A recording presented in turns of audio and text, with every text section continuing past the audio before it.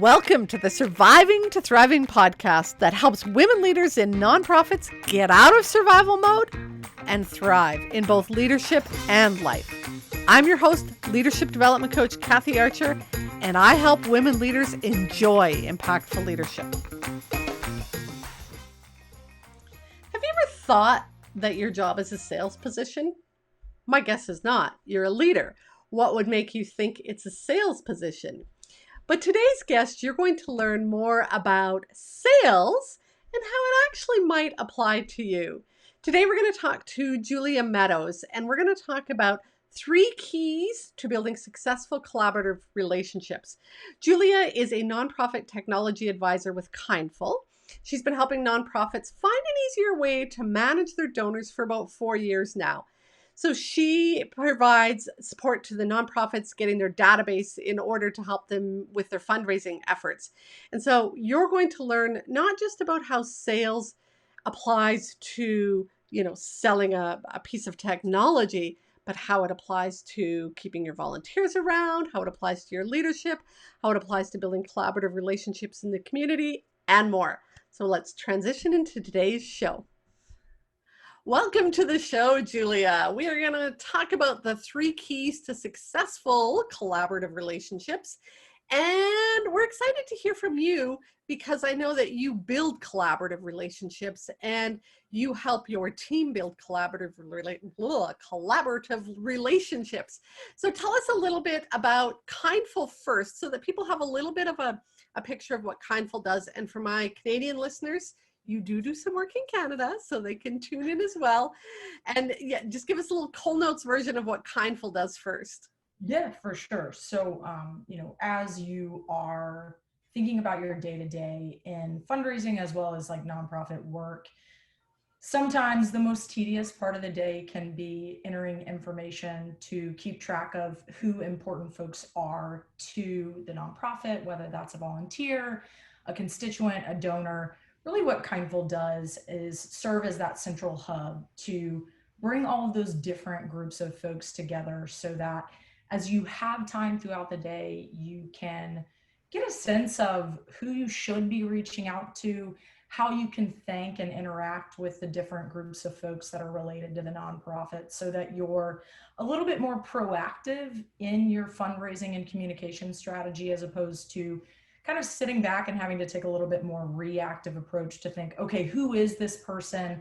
I'm kind of cobbling together a couple of different technologies. Kindful is going to be that database that kind of does all of those thinking and reporting pieces for you so that you can communicate with those various audiences effectively. Makes total sense. And I know how hard it is to put a whole bunch of things together and try and make it spreadsheets and this little thing over here. It's kind of a mess. So yes, it would be nice to have one database to have it all together. Okay, so tell us how you got to Kindful. Tell us a little bit about your backstory and what brought you to where you are today.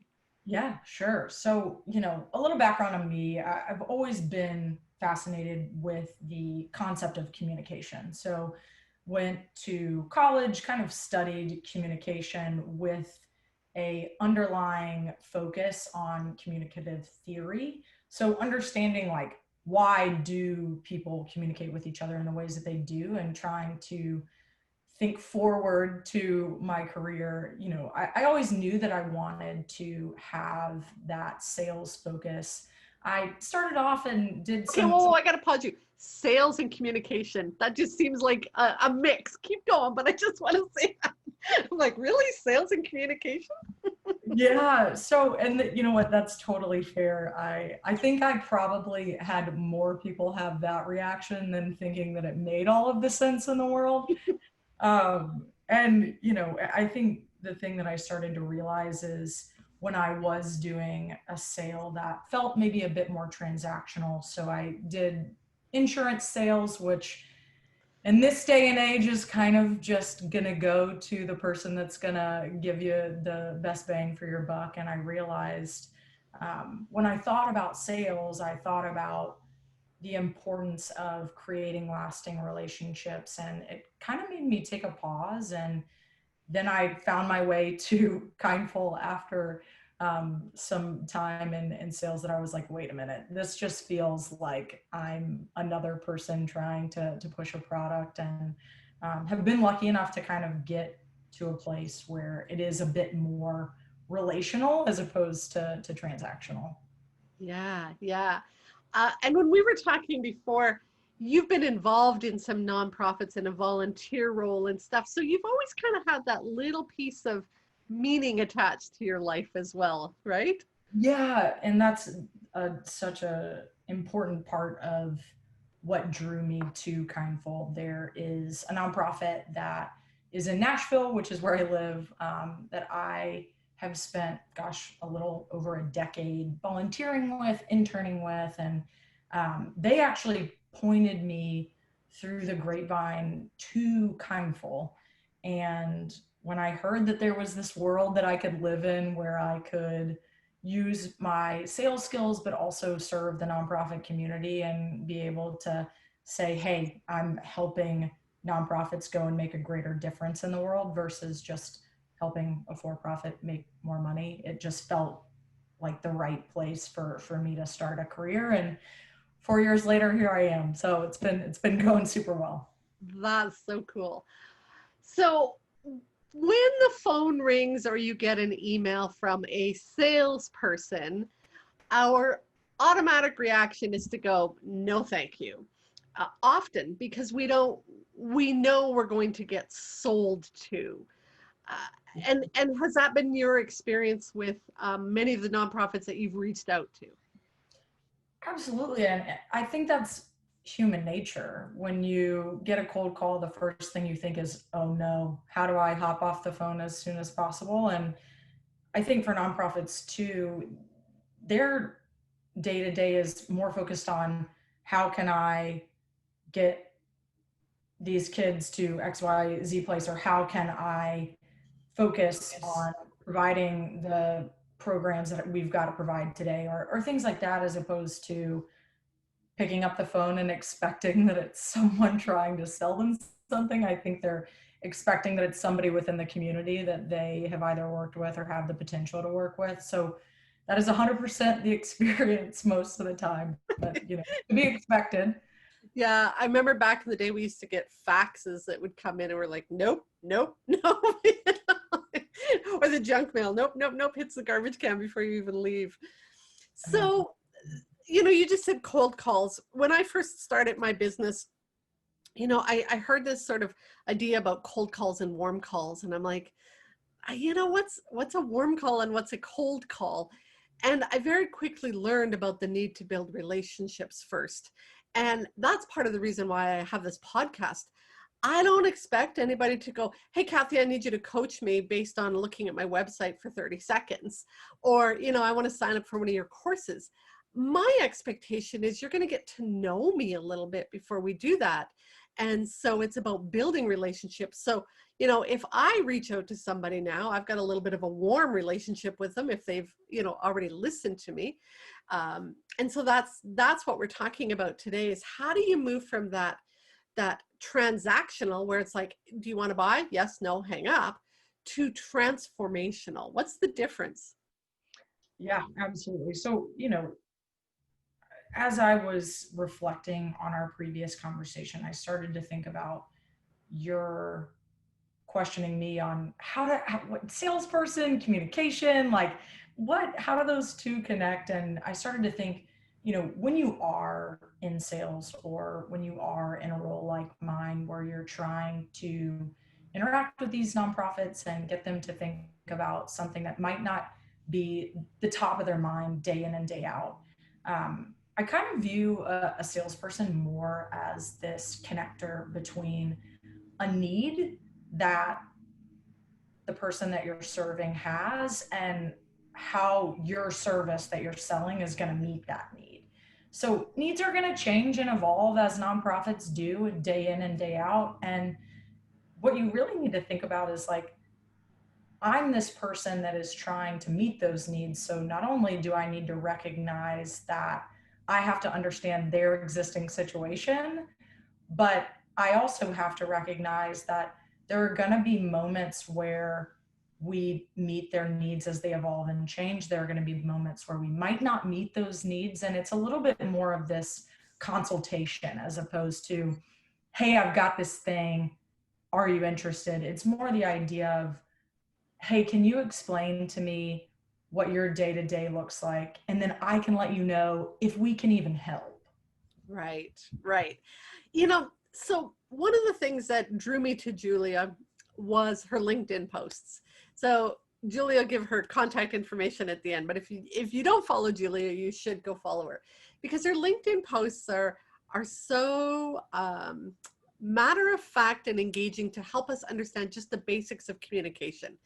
And it really drew me in because I think sometimes, you know, I would want something from a staff member or I would want something from a funder, and I would pick up the phone and say, I need this. Or can you do this? Or is this possible? Before I kind of went, hey, how's your day going? What's happening for you? What? And so if I think about what do I need? What do they need? Yeah, I want it to be a mutual connection where we're servicing each other. If it's always take, take, take, take, take, and never give, it really quickly closes off. Yeah, I mean, I couldn't agree with you more, right? I think you have to, one, in a relationship, before you can make a withdrawal, you have to make an investment. It's an Yeah. empty bank account. You have to ask that person in that moment, how are you? Where are things for you?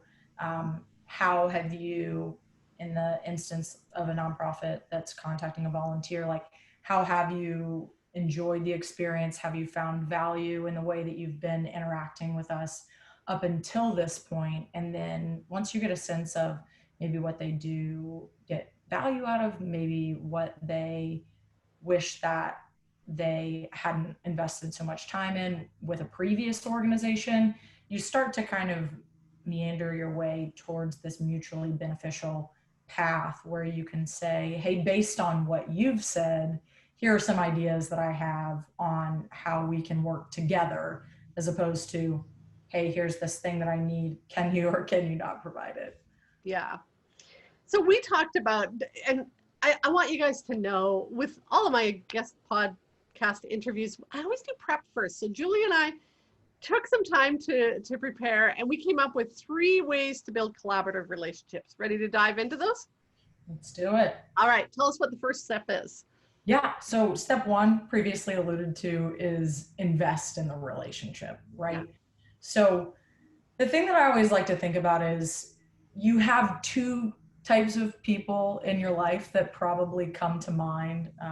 The first person is the person where every time they're calling you, you think like, I wonder what they want from me. Or like, I wonder why they're calling. And it might not be all the time that they're kind of talking about themselves or being me focused. But then there's, on the flip side, the person that calls you and you're like, oh my gosh, I can't wait to tell them what's been going on with me, because they have invested so much to understand what's going on with your day to day, that hey, when I call or when they call me, it's going to be this thing where I'm getting as much value out as I am investing into the relationship. And I think, professionally applied, right? If you're a constituent that is working with an organization and the only communication that an organization has given is organizationally focused, you probably have a really strong understanding of their mission and their day to day and the impact that they're making. But you might not have that oomph as to, oh, wow, like of all of the folks that I've worked with or given to in the past or attended an event, that is the organization that I think I'm curious to spend a little bit more time with. But if you take a little bit of a joint approach to personalize some of the email communications, asking them how they'd like to be involved based on how they were previously, that's kind of where you start to find your way to that person's going to start to open and read your newsletter all the time and seek out the ways to participate with the organization because it's been tailored to their exact interests, Yeah. um, as opposed to But you being have to find out their interests first. absolutely. Yeah. Uh, Funny story. I had a coaching call yesterday with a client, and she was talking about relationships and stuff. And she was saying, whenever I get on the phone with my mom, I like talk and talk and talk and talk and talk and talk and talk and talk and talk. And then I hang up the phone and I'm like, I don't think she said much. and she says to me, I sure hope I'm not that way with my employees. And I mean, that's what it's like, right? We talk and talk, but we don't sort of take that breath to say, yeah, what's going on in your world? Tell us what your challenges are, what your problems are, what you've experienced in the past, so that then we can see if there's that mutual connection. Yeah. So, sorry, Julia, you said invest is the first one. How much time do we need to invest? Oh gosh. Great question. Yeah, that is a fantastic question. I think to a certain degree, it's gonna be based on where they are in that relationship with the organization.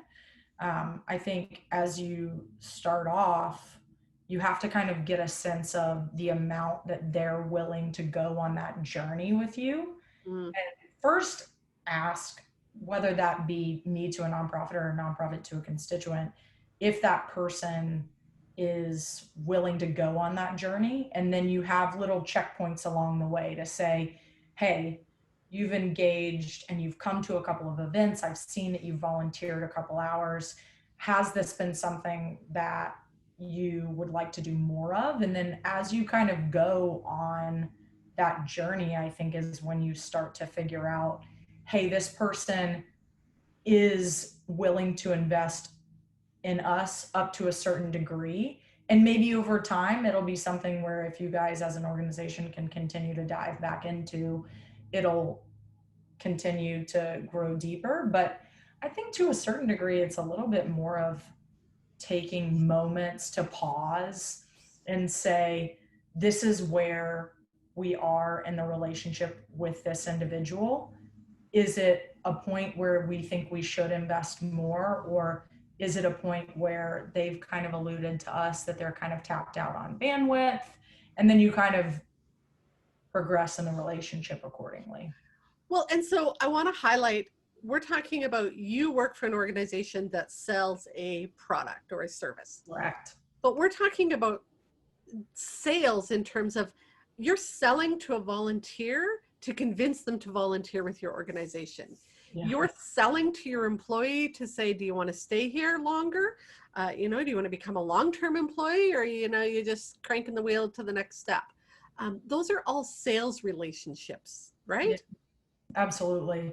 And I think you draw such an important connection, right? Which is nonprofits, although they are selling investment of time and potentially donor dollars, they are selling something and they are a part of this mutually invested relationship in the same way as I look to sell to a nonprofit. We're providing a service that meets their need, but it is a mutual investment to say, hey, does our service still meet your needs? Is it Yeah. something that you'd like to invest more dollars in, maybe get more personalized training? Or are we at a moment where you're okay where you are, but you're happy to stay? Or have we kind of reached a juncture where you're looking to pursue a different software? In the same way, I think sometimes, there are donors and or volunteers that decide to allocate their time and funds across a number of different nonprofits. Yeah. Yeah. Okay. So first step, invest. Anything we missed in invest? I don't think so. I think that was pretty Okay. all encompassing. Step two, Step two, develop. develop. This one I can honestly say is, I think, probably one of the hardest pieces in the three, because I think as you think about investing, and I'll credit you with this one, right? You said, hey, don't ask me on a date without getting to know me first. And I'll credit that to Donald Miller for this. I didn't come up with that on my own, by the way.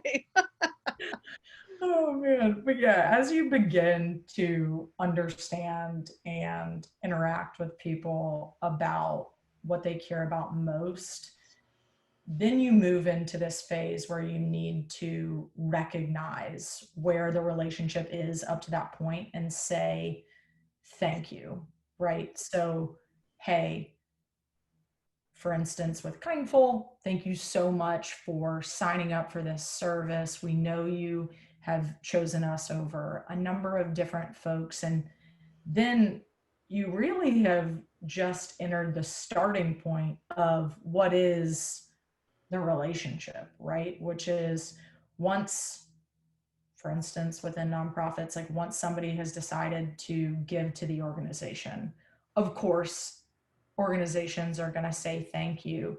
But that's the moment where the organization can say thank you and then maybe pause on communicating with them until the next season rolls around where it's time to ask for donor dollars.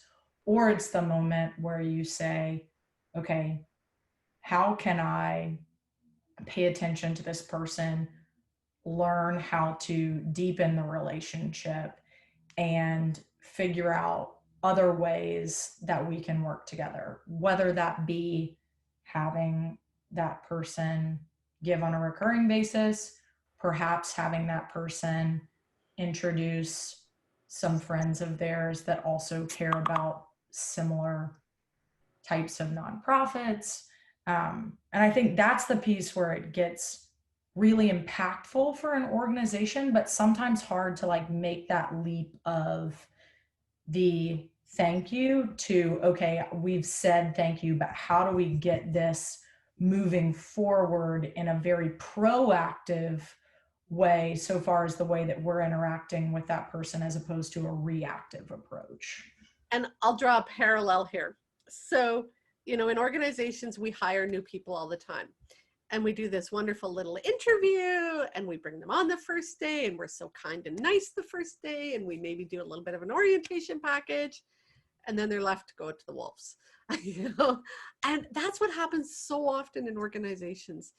And so what we're talking about is you as a leader need to continue to invest in your team. You Yeah. need to go check in and see how they're doing. You need to help them develop and grow and reach their potential. You need to train them. You need to do whatever, but you continue to do the work to invest in that relationship so that, again, we're talking about collaborative relationships, not one way, so that they in turn are invested in your organization, stay long-term, work towards the mission that you all want to do together and do that meaningful work. Otherwise, it just becomes transactional. I put my hours in, I take my paycheck, I'm done. And that's what happens. You want to say something? No, I'm just like sitting here nodding my head, and I've seen in companies taking the approach of saying, let's figure out how to help you reach your full potential, versus they get in the door and then so begins kind of the punch in, punch out mentality. And it is so night and day the way that that individual employee or whomever it is, right? The way that they take pride and or kind of this emergent, like, hey, let's like try and get as far as we can so that we can better the company, better ourselves, versus this idea of like, okay, I'm going to do my minimum, I'm going to get by, like I'm just going to get in, get out, not necessarily be noticed. It's so different. It's so different. And it's the same as what you were just saying a minute ago about if I'm a volunteer in an organization and I feel invested in an organization, you're right. I'm going to go tell two friends and they're going to go tell two friends and your organization is going to, get more people to support it. But it's not transactional. It really is this develop stage that's important. You can't just get them in the door and then drop them. Doesn't work. Well, and I think sometimes I would, and don't quote me on this, but I would love to understand in terms of hours invested or time invested if you aren't retaining, Oh, say, a donor. The you know, data is crazy. yeah, the amount of time that it takes you to actually go and find a new donor at the same gift level as it would have for you to have kind of invested a bit more in the front end of that relationship and then maintained that level of investment. And the truth that's true about employees as well. Oh, The amount of absolutely. time you invest in recruiting an employee is crazy. So you may as well invest in them and keep them around long term. Absolutely. Yeah. Okay. What other things do we need to cover in the develop stage or develop? Yes. Get my words wrong here. Okay. Honestly, like I said, I think really of the three pieces, that piece can be the most transformational for a company or a nonprofit as they think about trying to take a proactive approach as opposed to that reactive approach. And it really helps them also reap the rewards of the initial investment that they made by finding this person, thanking them, so on and so forth. Yeah. Okay, so we're investing in the relationship, we're developing the relationship, which kind of takes it deeper, which takes us into the third one, which is Create meaning. So there's obviously a number of anecdotes I think that you could probably give when you talk about the nonprofits and or the people that you've worked with in the past, right? But there's one in particular that kind of comes to mind for me, and it's the nonprofit that I've worked with for over a decade. And I was recently attending an event of theirs. I volunteered with it for a number of years, and I show up. I actually was meeting their new executive director for the first time, and I show up. She greets me by name, asks me how I've been, knows kind of the connection that I've had with the nonprofit, and amidst plenty of other people that she could have been talking to, she sat down on the steps with me and said, how have you been up to this point? I know that, the way that you've interacted with the organization has meant so much. And I by no means am their top level giver, nor am I their most frequent volunteer. But that was the moment where I stepped back and said, this executive director, who has been the executive director for only several months now, still getting her feet wet, took the time to know who I am and thank me for my previous amount of time and dollars given. And I think when those types of moments happen for people outside of the organization is when your nonprofit and the connection that they have with you becomes far more than the level of connection that they're going to feel with another nonprofit because they felt seen.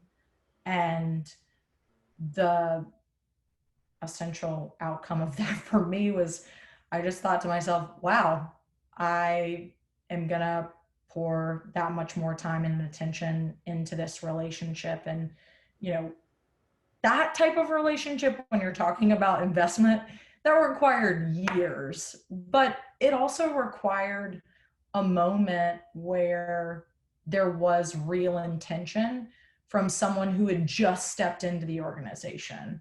Um, so the meaning piece is a little bit more of a snowball effect that I think that takes place. But when you have somebody that's in a leadership position that has the finger on the pulse of what's most important to that nonprofit, if it's most important to know and appreciate their people, that's when people outside start to notice and say, wow, like this organization really cares not only about what they're doing for their broader mission or for the community, but they care about appreciating what's being given to the nonprofit to make those things happen. I'm going to make an assumption that when she started, somebody told her a story or two or five about you. I think you're right. I did some internships with them, and obviously, like I said, I volunteered at a number of their events, and I've also benefited from their programs. I could probably go on about them for forever, but that's the type of thing where when you have those anecdotal stories that are told about you, Stories. it's you'll never forget them in the way that I'm telling this story to you, and it sticks in the back of my mind always. Yeah. Well, and this goes back to your communication background. Stories create meaning and they evoke uh, memories, but they evoke meaning in terms of emotions. There's like a heartwarming connection when you hear that story. You can, I mean, for us, we can feel how it must have felt engaging to be sitting on the steps. And here's what Julia did. She told the background story. She told the, I mean, we have no idea what fundraising event it was, but the fact that you are sitting on the steps with her and she's intently engaged in a conversation with you. I mean, she invested time, right? She's new to the organization. She invested time. She chose to go deeper. She didn't go, "Hi, thanks for being such a great volunteer, Julia." She invested the time and then she developed that, went and going deeper to create that meaning about here's, what you've done for the organization, I've heard. And my guess is she actually probably talked about next steps even gently or something to that effect. Yes. Well, I mean, I think she was giving a little bit of a story on what's been taking place since I had last seen the organization, because it was obviously the first time that I'd met her. So I hadn't necessarily seen the remainder of the team in a couple of months. And she was explaining to me some of the tweaks that have been made, kind of where they're shifting focus as they look towards the remainder of the year. And I, which is neither here nor there, right? But I did give more than I've given previously to them because I felt compelled to. Yeah. How could you not, right? Yeah, because it wasn't transactional. I always, the kids standing at the door selling chocolate bars, here's your money, it's transactional. And so we really are talking about building collaborative relationships. I'll tell you one story. A few years back, many years back, when I was leader of an organization, I had a guy wanting to do some training for me and my team. And he probably first sent me an email or something, and then we got on the phone a couple times and we talked about what it could look like. And we probably got on the phone, I bet 3 times, 4 times over that span of time. I sent a proposal to my boss because I didn't have the fund making or the check writing capacity at that point for something that big. My boss said no. A year later, he came back. He's like, this year. I'm like, I hope so. We did the whole back and forth. Nope. Fast forward now, probably 15 or more years later, I'm not in the organization, long since gone, but he and I still have a relationship. He never did training for my organization. We never paid him a dime. But he and I have a relationship and we now support each other's businesses. And so it's like, okay, he was willing to invest that time then, got nothing out of it then, but many years later. And so, I said that was a trick question earlier about how much time do you invest? It all depends. I mean, there's no right answer, but I think we often look at the short-term results and we have to slow down and go, I don't know what's going to happen from this, but hey, I like this person. I feel like investing some time with them. That's so that's so well put. I think, you know, sometimes there's this impasse that people feel where it's after X amount of time, if this result hasn't been achieved, it's time to just move on. But life isn't that simple. So why should a relationship, when you're thinking about the potential to work with someone, and the thing that I think is so interesting about nonprofits, right, is, you know, there are often times where a development director leaves, becomes the executive director at a new organization, and they've then been promoted to somebody that maybe was originally using the database that now has been the person that maybe gets Uh-huh. the check signing approval. And we didn't work with them, but because we created a positive experience and recognized that the organization previously maybe couldn't move forward with a service at the time, we then come to mind. And I think that's similar to the Yeah. story that you just shared. And that's where sales becomes not so much sales, because if you're treating sales like sales, then you're not going to be that person that comes to mind. Or maybe you will be, but not in a great way. Yeah, it'll be the used car salesman vision. All right. So the three things we want you to think about when you're building collaborative relationships, whether they're sales relationships or otherwise: invest in your relationship, make sure that you take some time to develop the relationship, and then create that meaning in the relationship. Julia, thank you so much for your time and all of your wonderful stories and wisdom that you've shared today. Any last thoughts that you want to add that we might not have touched on?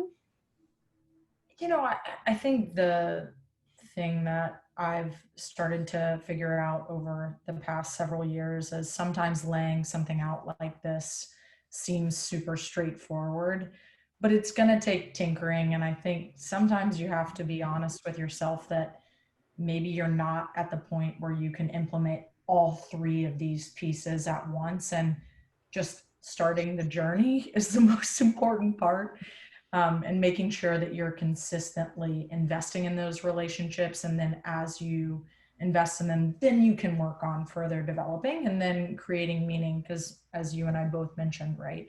Yeah. Sometimes it's going to take a little bit of time, but sometimes it might take 10 years like it did for me. So Exactly. All right. So you've got a couple links from Kindful. I'll pop those into the show notes. You've got, tell me the one is the checklist, the phone fundraising steps. Tell us about that one. oh man. So we do have a great team that has a lot of nonprofit experience. And I actually found myself reading this phone fundraising script from our marketing team and applying it to our actual team. So there are some great tidbits, I think, really just about how to frame a conversation from a fundraiser's perspective, so that when you're picking up the phone to communicate with somebody that maybe you've never spoken to, that's a volunteer, when you're asking for donor dollars, or maybe just somebody that's living in the database, how you can start that call with the right intention, so that it's not so scary for the person on your team that's calling, as well as so that you're providing some context to this person that has somehow made their way into your database. So it's a helpful conversation. I love having sort of the script, at least the starting point of the script is always helpful. And then we'll share your guys' blog as well. So tell them where to connect with Kindful and where to connect with you, Julia. Yeah. So Kindful is like mindful, but with a K. So it's kindful.com. Feel free and come through that way. I am on LinkedIn. I believe that you'll be dropping a link in there, Kathy. And then if anybody has any questions and or wants any additional content, wants to hop on a webinar and see some additional insights that we have serving up for the nonprofit community, you can always just email me at Julia, Julia, at kindful.com. Perfect. Awesome. Thank you so much, Julia, for taking the time to do this with us today. Yeah, absolutely. Thanks so much. If you found today's episode helpful, then you are going to love the training library. Many women leaders in nonprofits wish that they had a coach or a mentor to help them, but they don't believe that they or their organization can afford it. Oh, but you can. Inside of the Training Library membership site, you will not only get access to affordable and easily accessible ongoing personal and professional development training, you will also have access to a leadership coach at your fingertips. That way, when you hit those inevitable challenges that leadership will bring your way, you'll have both the resources and the support to navigate your way through them with confidence, composure, and while keeping your integrity intact. To find out more, head to kathyarcher.com/library. If you are enjoying the show, I'd love it if you could leave me a comment or a review on iTunes or wherever you listen to your podcasts. Thanks for listening.